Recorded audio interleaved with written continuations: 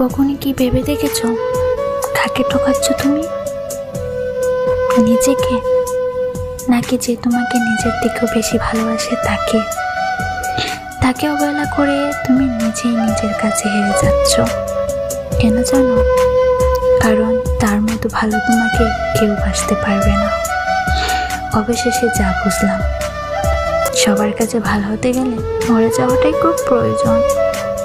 একাই তো ছিলাম, আবার না হয় একা হয়ে গেলাম, তাতে কি বা আসে যায়? কিছু কিছু কষ্ট এমন হয় যেগুলো কাউকে বলার নয়, শুধু নীরবে সহ্য করে যেতে হয়।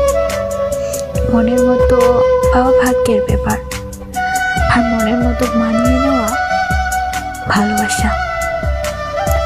যে মানুষটা তোমার রাগ অভিমান আলাদা করে বুঝবে, সেই মানুষটাই দিনের শেষে তোমাকে একবার হলেও বুঝবে।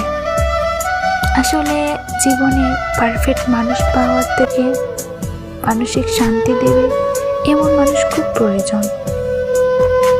স্বপ্ন ভেঙে গেলে সেটা পরের রাতে আবার আসবে, কিন্তু মন ভেঙে গেলে সেটা কোনোদিনও আগের মতো জোড়া লাগবে না। বুঝলে প্রিয়, একদিন কাঁদতে কাঁদতে তুমিও বলবে ওর মতো কাউকে পাওয়া সত্যি খুব কঠিন, যে ইচ্ছেগুলো কখনো পূরণ হবার না। ওই অবুঝ মন সবসময় সেটা নিয়েই পড়ে থাকে। সুখ যদি কপালে না থাকে, তাহলে জোর করে সুখ আনা অসম্ভব। ধন্যবাদ।